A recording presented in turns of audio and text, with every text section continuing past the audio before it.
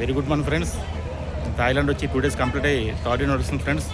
ఈరోజు థాయిలాండ్లో పటాయా సిటీలో గల కోరల్ ఐలాండ్ తీసుకొచ్చింది కంపెనీ మేనేజ్మెంట్. చూడండి ఐలాండ్ ఎంత బాగుందో.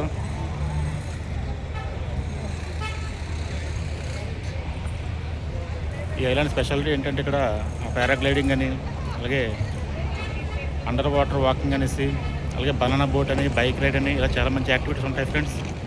చాలా అంటే చాలా ఎంజాయ్ చేస్తున్నాం. ఇది మాటలో చెప్పలేని ఎంజాయ్మెంట్ ఇది. అయితే మన టైంలో చాలామంది పాపం లాస్ట్లో ట్రై చేసి లాస్ట్ మినిట్లో మిస్ అయ్యారు. సో దయచేసి ఎవరు కూడా మిస్ కావద్దు. ఎంత మంచి ఎంజాయ్మెంట్ కానీ, ఎంత మంచి అవకాశం కానీ, కంపెనీ మనల్ని డెవలప్ చేయడం కోసం అనేసి మనకి మంచి మంచి అవకాశాలు ఇస్తుంది ముందుకు తీసుకెళ్ళాలనేసి. కానీ మనమే దాన్ని సరిగా ఉపయోగించలేకపోతున్నాం. గతం అయిపోయింది. ఇక్కడ నుంచి జాగ్రత్త ప్లాన్ చేయండి. చేస్తే నెక్స్ట్ ట్రిప్ అందరం కలిసి వెళ్ళొచ్చు. మీరు అలా చూసారు కదా, నెక్స్ట్ ట్రిప్ అనేది కంపెనీ జపాన్ కంట్రీ అనౌన్స్ చేసింది.